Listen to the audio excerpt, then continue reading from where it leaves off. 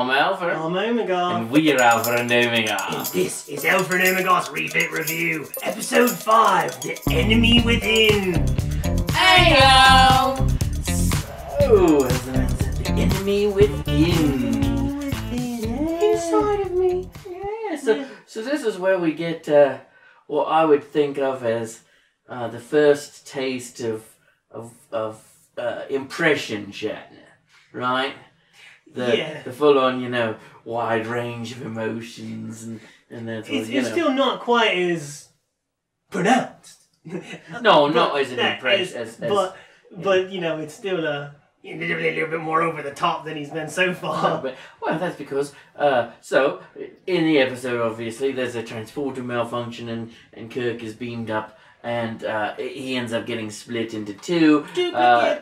One half is the meek and, logical and compassionate, love, all that good stuff. Yeah, side, and the other one is, aggressive and bold, lustful, and so the beginning half or so of the episode, I would say, is about this happening without them not necessarily knowing it. Like the aggressive Kirk, chances upon Janice Rand and basically tries to force himself on it. Yeah, it was uncomfortable. It was a little uncomfortable. Yeah, and I mean, like her response in the sick bay would kind of clearly a sign of the times. Like, oh, you're the captain. I wouldn't even have said anything. It was like, well, that's not right. Right, like if the other guy had if you see something, say something. Right, well, and I mean,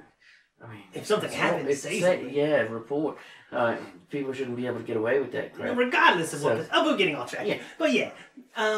So he comes after her. She scratches him in his face.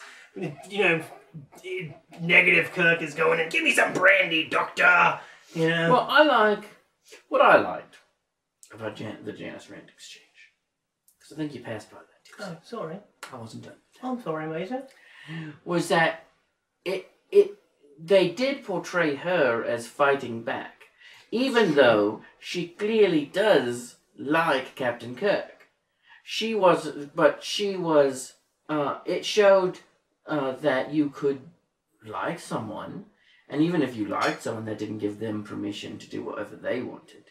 Yeah, so that's true. I thought, for a 1966 message, that was pretty good. Pretty good. Yeah, overall, it was handled.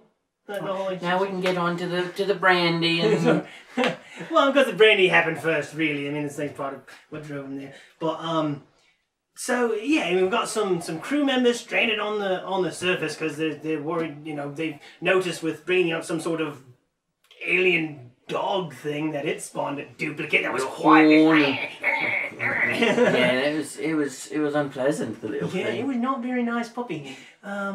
But yeah, so bad dog. Bad dog. And at this moment, it still didn't click for him. People have been reporting the captain doing strange things, and we now know there's some sort of transporter thing going on. But And while this is the first instance of transporter duplication that we will see, it is not the last instance of transporter duplication that we will see. But as we come to learn, this isn't actually either an imposter or a duplicate per se, as much as it is a splitting. Yeah, we're splitting Kirk right down the middle. His positive and his negative is Mr. Spock posits, which is kind of an interesting sort of, thing. And they once again go into this sort of balance between Spock and McCoy. And I always found it interesting that Spock... Well, I guess it fits in with the Vulcan-ness of it all, but pre-Surak Vulcan-ness, or reawakening, is that the logical usually ends up being the violent. And whereas McCoy's like, no, we can't do anything. We need to figure this out, and maybe Jim could can't just be rash. think it out. Maybe he could just think through it. And Spock's like, no, he's going to have to not be captain. And it's not possible. And it's like, I guess, but logic doesn't as Spock will come to learn, logic in the absence of compassion isn't really worthwhile. Because then what's the point? Who's it for? So, but anyway, so yeah, we had the whole James Rand thing, and now meanwhile we have Sulu and like 4 other guys down on the planet. Yeah, they're and I guess like 120, 140 below 120 below zero at night. Yeah. Now, cold. I'm going to presume that this is the Fahrenheit scale and not the Celsius scale, but even though as scientists they would likely be using Celsius at that point, but nevertheless. 120 below is seems a bit awfully chilly. I don't know what the freezing point of blood is off the top of my head, but somehow you have to give them credit for 23rd century, like fabrics and they had those phases to warm the rocks, so it wasn't pure 120. Now, the other thing I found dubious was that they didn't just beam them down some tents or something, Right, so you're going to duplicate people. Oh, well, you duplicated a tent. Right. Is it going to be an evil tent? Yeah, exactly. Like they beamed down heaters, and the heaters duplicated themselves, and they didn't work. Okay, well, that's fine. Beam down a tent. Or a sleeping bag. No mechanical functions there, folks. Yeah. Well, and then in this... So, okay. So there were a number of continuity issues with this episode. Starting with the issue of the life and death of Sulu. Like, they've got a full complement of shuttlecraft. They didn't even give us a reason why they couldn't use the shuttlecraft. Now, granted, we've never seen the shuttlecraft up to this point, but that doesn't mean that they don't know that they've got them. So, they should have at least mentioned, hey, the ice conditions would freeze the shuttlecraft and it wouldn't be able to operate in those conditions. Yeah. Then again, it operates in space. So tough sell there. But so then, in addition to that, there were a number of little things. Like, for instance, when Kirk first beams back up, he has no arrowhead insignia, and then when evil Kirk does, he has no arrowhead insignia. Now, I guess that's not necessarily a mistake between the two, since they're supposed to be the same person. So if one didn't have it, the other one wouldn't have it. But now I didn't go back and look. We didn't go back and look to see if he had it on the planet and had just forgotten it on his uniform and whatnot. But nevertheless, now also Spock referred to himself in the episode as the second officer. And he's not the second officer, he's the first officer. Yeah, when he's doing his log entry. Also, interestingly, I've noticed in the first couple episodes here that Kirk does log entries after the fact, but we are presented them in real time. So we are presented his log after the events have presented themselves. So, for instance, in this log entry, he's like, unbeknownst to any of us at the time, I'd been split in to 2. And, well, of course, he didn't know that to do that log at the time. So, that was obviously an after-the-fact log being presented to us in real time. So, and that's not how, going forward, most log entries, at least, that's not my memory of the next, of the original series. It's certainly not how they do it by the time of the Next Generation. They do that all, in... It'll be interesting to see how that plays out, if it goes exactly like you remembered, if it's more of a kind of a hindsight kind of a thing. Well, which a log would be, because it is the log. Right. So, I don't know. Hard to say, but yeah, I mean, popping up with... So, and you mentioned sorry to interrupt you once again. I'm like 7 seconds behind. I'm on a 7-second delay in my thinking today, folks. But, interestingly, if it is that case, then the log entries actually may speak to the difference between the original series and Next Generation. Because if Picard is actually doing those log entries in real time as things are happening, then he's actually ruminating and pondering and self, reflecting in real time. Whereas Kirk, he just does it, and then he's like, and so this is what I did, and we didn't notice at the time. So that would be an interesting difference between the approach of both captains. Yeah. But anyway, so what we yeah, so it's like going back to the kind of the Arrowhead continuity, because you mentioned, so when they did both, positive, negative, whatever, showed up without the arrowhead. But then the next time we see Kirk Prime, whatever you want to call him, Kirk Meek in the corridor with Scotty, he's got the arrowhead. Yeah, he does. It's just boom, it's back. It's back. It's back. So it wouldn't obviously be an intentional thing for them to keep, because then they abandon it.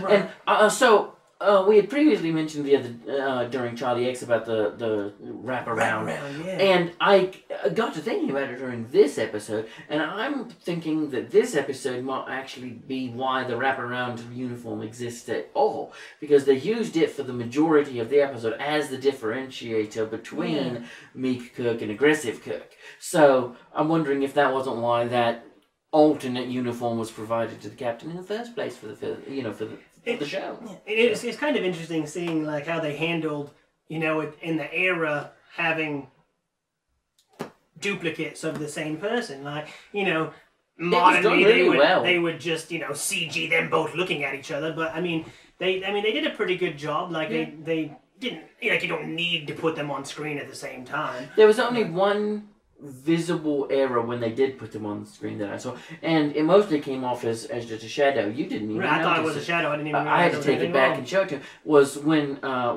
aggressive Kirk is actually nerve pinched by Spock. He goes down. Was this the first time we saw a nerve pinch? I think it's like the second. Oh, okay. I think we've seen one before. So he goes down, and then while he's laying there, you can see where the actor standing in for him with meek Kirk. You can see his legs partially faded out where aggressive Kirk was passed out there.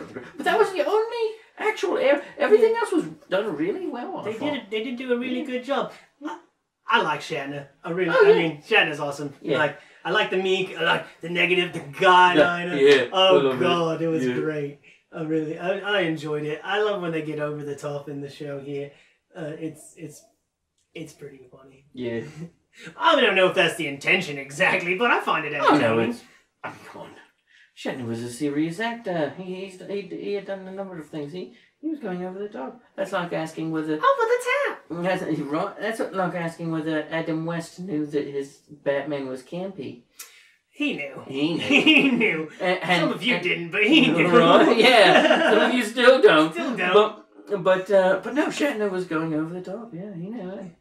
Glad to see, Sulu survived. Well, of course. The cold. You're not going to kill Sulu on the planet. But nobody died on the planet. We didn't have a single death in this episode. Nope. Not even a froze to death. Not even. Yeah. But, some Judies, but... Yeah, so... So they work out some kind of trick with the teleporter. They send the dogs back down and bring them back up, but it's gone into shock and died, is what...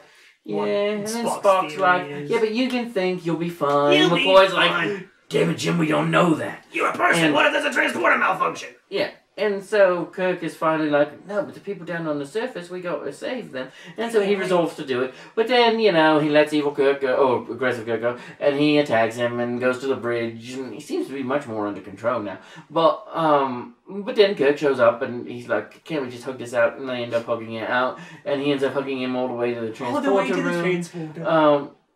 And then they and it's done. And then everybody's fine. Yeah. Didn't lose a single person. Well, actually, we did lose the dog. The dog. Poor dog. Well, space dog. Space dog. Alien. Bravely lost creature. in the mission. We'll miss you, puppy. Yeah. So, but interestingly, the space dog done better than 10 years, 11 years, 12 years later, with the Daggerton on Battlestar Galactica, and you have no idea what I'm talking about. So, until next time, that's this time. For Alpher Omegar, Ayo!